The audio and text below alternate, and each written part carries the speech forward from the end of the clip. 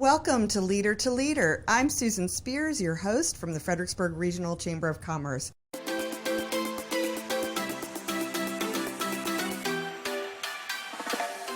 Happy to be with our guest today, Bob Pleban, who's the CEO and president at RPI Group, here in headquarters located in the Fredericksburg, Virginia region. Welcome, Bob. Welcome. Thank you. I appreciate being here today, Susan. Thank you. Thanks for having me. Oh, yeah. It's so good to see you. As Bob came down the hall into our office this morning, he said, wow, it feels like memory lane coming back in the chamber office after the last couple of years where we've really not seen so much of each other. That's right. That's right. But so much has been done here. It was great to be back, and it's great to be sitting here today with you. So thank you very much. Yeah, you're welcome. It's awesome. Bob has a really great story to share, and we're going to get into that in a minute.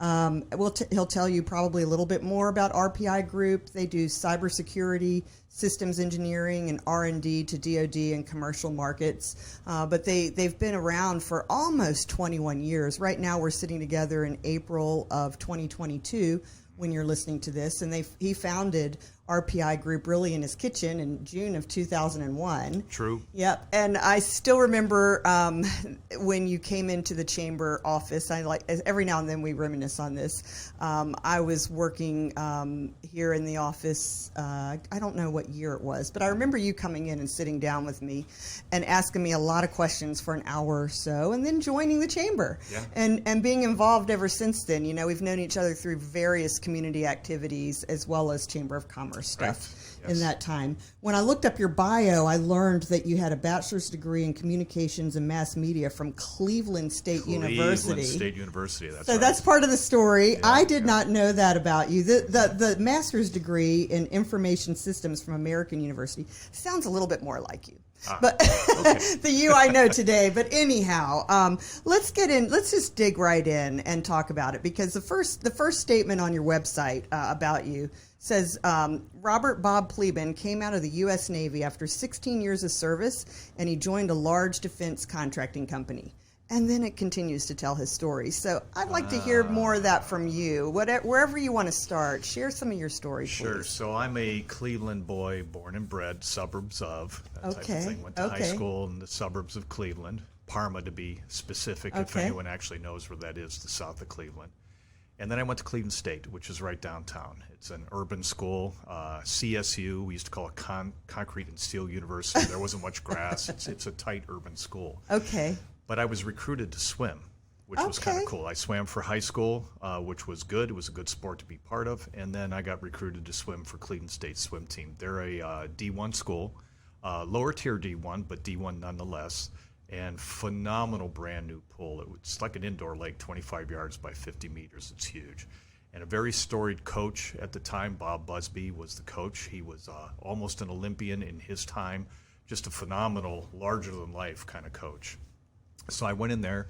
I swam through college. I also joined a fraternity in my freshman year. Actually, this is where I moved in to move out of my house in Parma, downtown. And all that molded me. I was in a fraternity, which was a social fraternity, and those were kind of crazy days. You know, you kind of laugh. You think about Animal House, and it wasn't far off somewhat. It was the 70s, right? It was the 70s. Oh, boy. Yeah, we were all happy clams and all that kind of thing. But what I really learned there was, that term brotherhood is bandied about. Okay. I learned it there. In fact, here it is 40-some years later, and I'm still in touch with those guys I went through that fraternity with. And in fact, I go back at least once or twice a year. Nice. And I stay connected up with that group. So there's something to be said for learning how to work with a group and the teaming that happens, and just kind of learning, being around others, and how do you make things actually happen. It's one of the more difficult jobs. I was president of the frat as I moved through in the 4+ years. Oh, by the way, I stuffed a 4-year degree into 5 years, so I took the long path. Oh, that happens. It does. Had something to do with fraternity too, I think. But one of the more challenging things is being in a environment where you're trying to lead a group, but nobody gets paid for it. So think of young 18, 19, 20-year-old guys trying to do stuff. Nobody gets paid, and you're all running around with your hair on fire to begin with, and you're actually trying to do things. Probably one of the hardest leadership positions I had. And I didn't do it that well. I think back on it. If I could go back, there's a lot of things I would do differently, but I did learn. So that was one of those first steps, since we're talking leadership somewhat today. It's kind of cool. And then swim team, I ended up being the co-captain of the swim team, that type of thing. We went on to Division I Nationals in a relay. We had never sent a relay to D1 Nationals, which is like, USC, Indiana, all that kind of stuff. That's pretty cool. We ended up about 30th in the nation. Not so bad for a little school out of Cleveland, Ohio. And then as I came out, I was recruited by Anheuser-Busch because I was the bud rep on campus, don't you know? Oh, I'd love to see pictures of that. Well, there are pictures of Bob in the Budman outfit. Oh, my goodness. Standing on the beer truck telling everyone there was free beer. And I said, no, I didn't say free beer. I was saying beer, but whatever. But actually, I got hired by Anheuser-Busch, and I was posted to Columbus, Ohio, as part of a marketing team. We were young kids. Awesome. And all we had to do was drive around with the local distributor reps and meet people, shake hands, and say how good Budweiser beer was. Oh, you were living the life in the 70s and doing. Yeah, oh my gosh! Really, I got paid to like sell beer. It was amazing. but honestly, after being in it for about a year, I started looking ahead, and I realized that most of the folks couldn't get through 9 o'clock in the morning without something pretty hard. Yeah. And I just didn't want to be there 20 to 30 years downstream. Nice. So I went, and I had a little bit of a niche. I thought about the military, this and that. It was so antithetical to kind of where I had come from, what I was doing.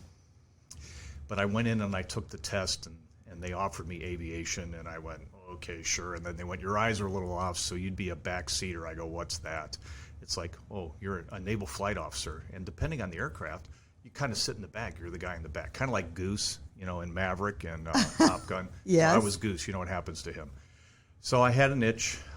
They threw me up in the air. I flew around a little bit, and I went, I kind of like this. So I kind of threw caution to the wind, and I put my hand up, took the oath, and I went down to Pensacola, Florida, and I went through basic aviation officer candidate school, which is 3 months of going through, having very nice Marine drill instructors helping you along through the program. How about that? Oh, very nice. Well said. They were very helpful. They had a very definite way about it.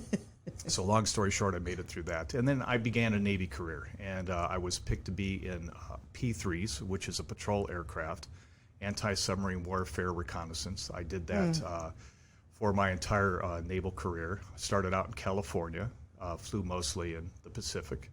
And then I went to Naples for 3 years, and along the way I met this young lady from California, kind of Officer and a Gentleman kind of scene. You remember that movie? Oh, yeah. Was her name Lisa? Her name was Lisa, yes, local gal, kind of cute. I thought, she's kind of cute. There's a whole other side story. We don't have the time. But off we went to Naples for 3 years on staff, came back, went to Hawaii. I was in my second operational squadron. That was phenomenal. And kind of this was like a special mission squadron. And that's kind of, I look back on it now, and that word entrepreneur, which I can't even spell and hardly say, that's when I finally realized I had a little bit of that itch. And the reason I say that, the military doesn't sound entrepreneurish, but when you're in a special mission group like we were, and you were the officer in charge and the det, mission commander, that type of thing. Yep. You were responsible for the aircraft, the tactical crew, the maintenance crew, and you would just pick up and go. Yeah. And it was extremely entrepreneurial. In fact, we would call in to Commander Task Force, and I would recommend where the platform should be that day. And after they got a little used to you, they went, okay, off you go. And I found that I could operate really well in a highly ambiguous environment. Yes. I really kind of liked it. Interesting. Highly ambiguous. Yeah, I just, it's like, okay, we're going to plan for this, but at some point we have to stop pre-flighting, and we've got to get the platform into the area. You got to go. And as soon as we get there, it's probably not going to be what we expect, but we'll have to deal with it and do the best we can. And then lead the team through that, because the air crew can only do so many missions in a row. And I used to think back then it was man versus mission, so to speak. You had to do the missions. But you can only do so many, and after a while the crew starts to kind of crumble.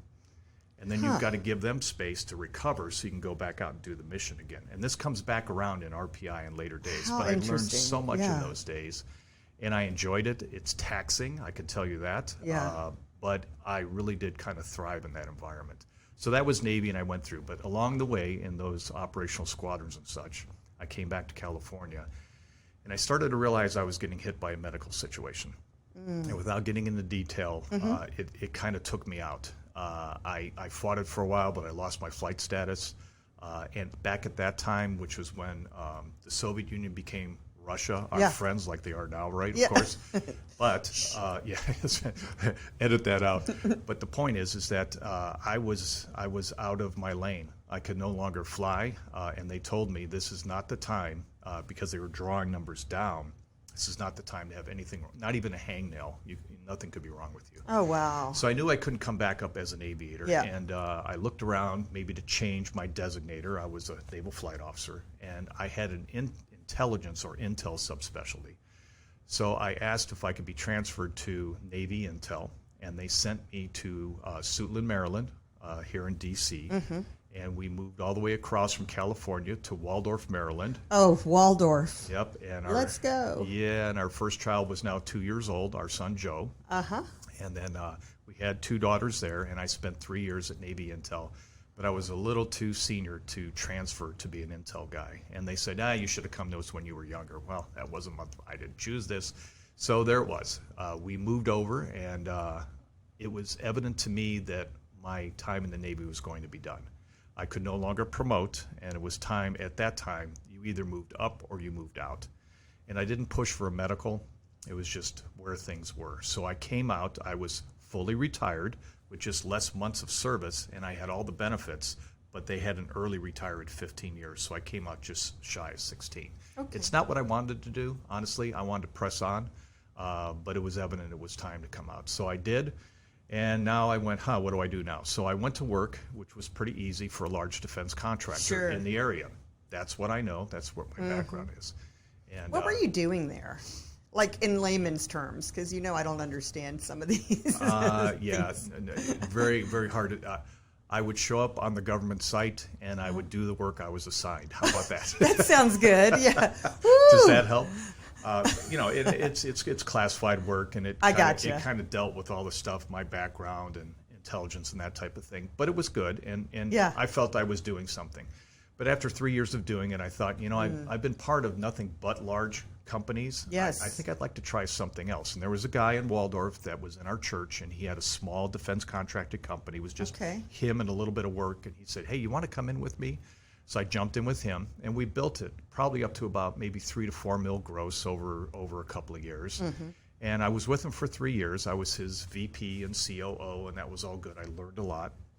And then I had an opportunity with a gentleman that I knew from the government, had retired, and he was starting a high-tech company. They were going to do high-speed data encryption, a gigabit a second on the fly, and this was back in 2000. Yeah. Before we were doing digital cinema. Remember, they were still shipping film to cinemas, but they wanted to do it over, the internet, or big data pipes. Wow. But they were worried about security, and they should have been. And that was just one application. But our high-speed encryption was really, really a valuable concept. It wasn't real yet. It was just kind of on paper. But we had smart math guys, and they were saying this is what we can do. I came into that company, worked with them for a year. I was their VP, COO again. And we got to venture capital. And at that time, all VC money was on the side. The internet bubble had burst. Nobody was putting any money in. But we actually got in front of several VCs, and one of them funded the company. Wow. And they gave us, I think, 3.5 first-round funding, and it was great. Off we go, because now that'll help us. And they moved the company up to Bethesda out of Waldorf, and they fired half the company. And I was part of the half that got fired. And I was shattered, and I went, man, I've been working 3 years large, 3 years small, 1 year venture capital, high-tech stuff.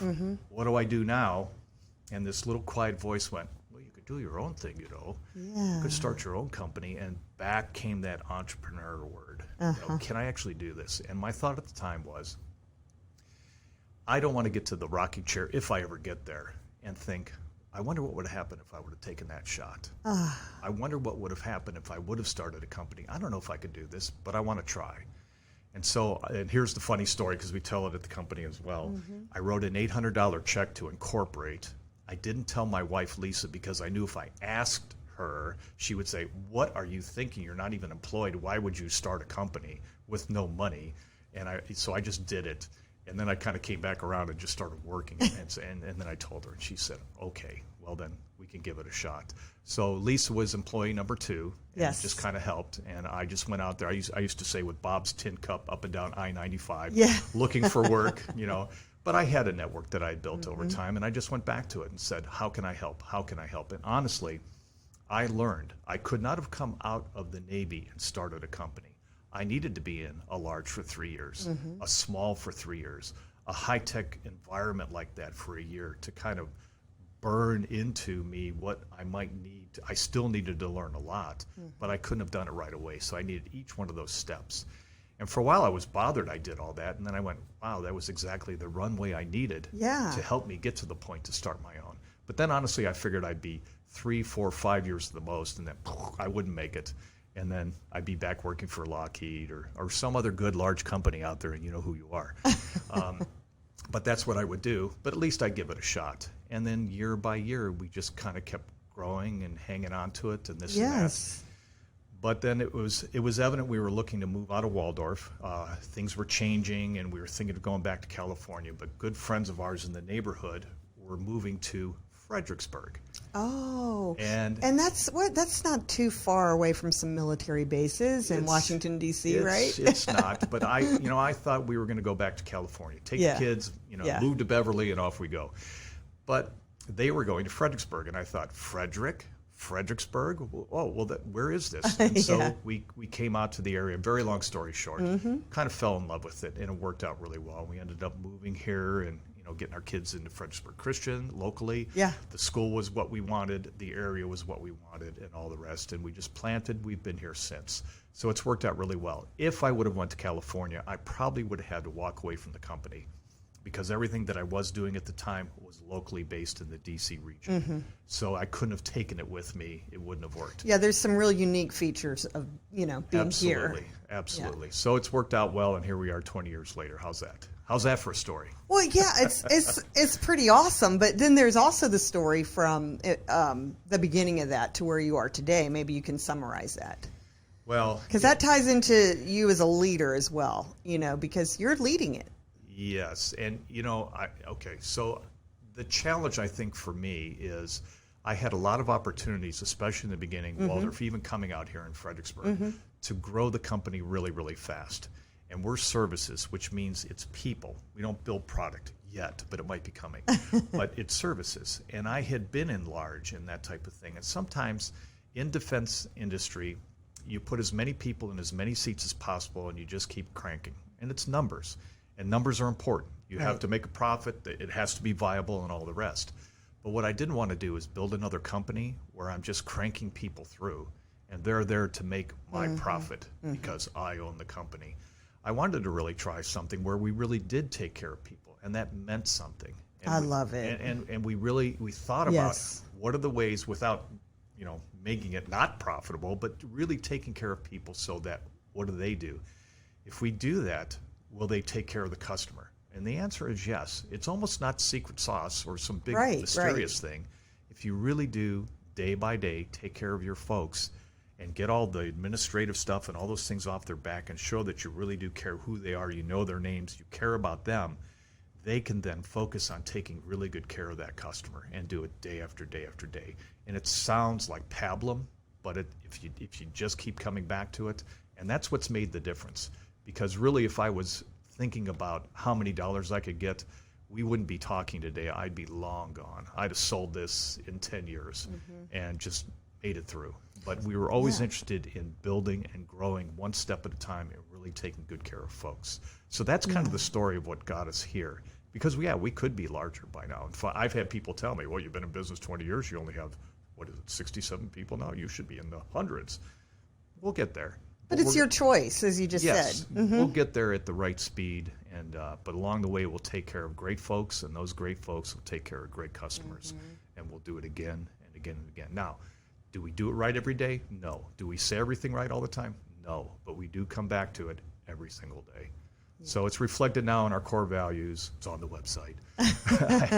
But the biggest one of the core values is enjoy the journey.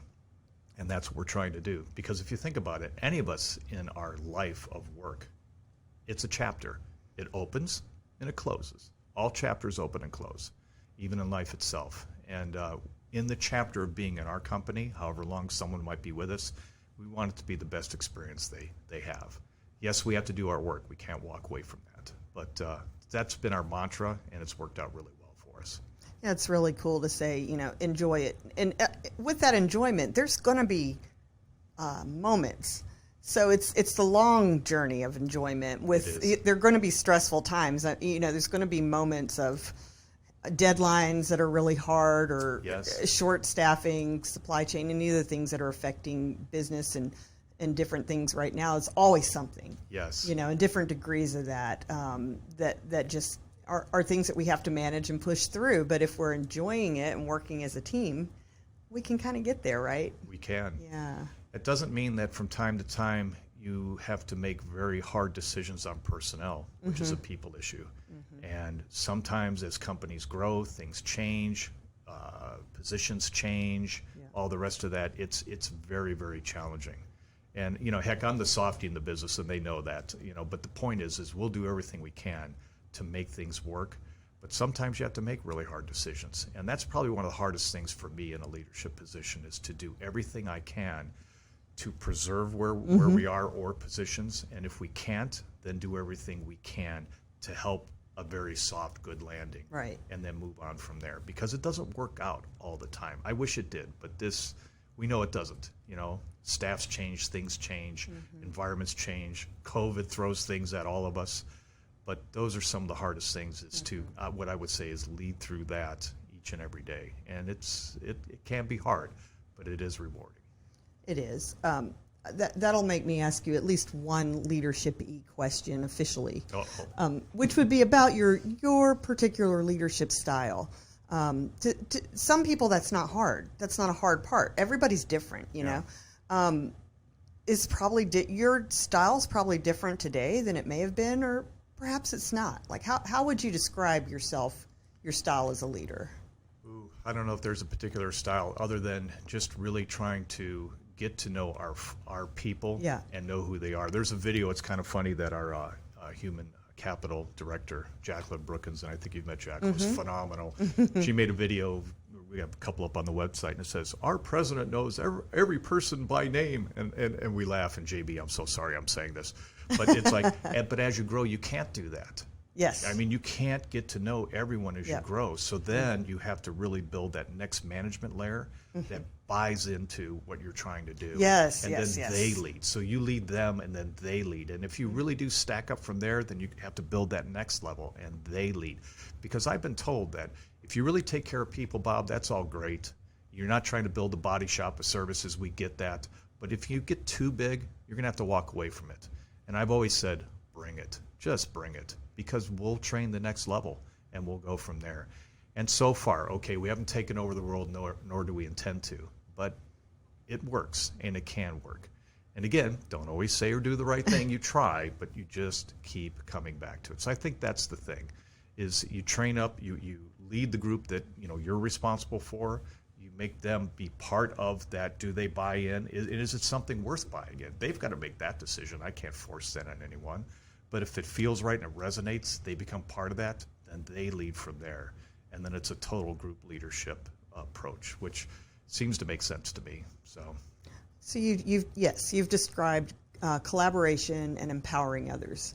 So working with Leadership Fredericksburg, some of the buzzwords we use that we hone in on and then go into depth about, you've just talked about in a nutshell. And if I can, let me just hit you with one little thing that I've thought about over time. There's probably a business book for someone else to write here, but you think about the standard mean of things, right? Yeah. And so you've got a few on the right that are far right. You have a few on the left that are far left, and then you've got the mean in the middle. You've got the bell curve of life, so to speak. And I've always thought, well, let's take that from a business sense and people that are in your organization. Well, there's a few people to the far right that you can hit them over the head with a rubber mallet every day, and they go, "I love this place. I'll never go anywhere." And there's a few people far on the left that would go, "It doesn't matter what you say to me, dude. I'm not into it." And, whatever. But it's the group in the middle that I believe you can really affect. And I would call it moving the mean. If you can move the bulk of that group that's really there, and they're just kind of there. if you can really reach them through the methods we've talked about already, you can move that mean to the right a little bit. You can shift it and have most people a little more, and I'm not just saying right or left as a position, but just more being more engaged, more part of, I feel like I'm part of this company, and I really want to come in and do my job. And not everybody can come in and do their job 100% every day. No one would ever ask that. But be more engaged and feel that they're being really supported, and they really are part of something they believe in, and they're doing a job that really makes a difference.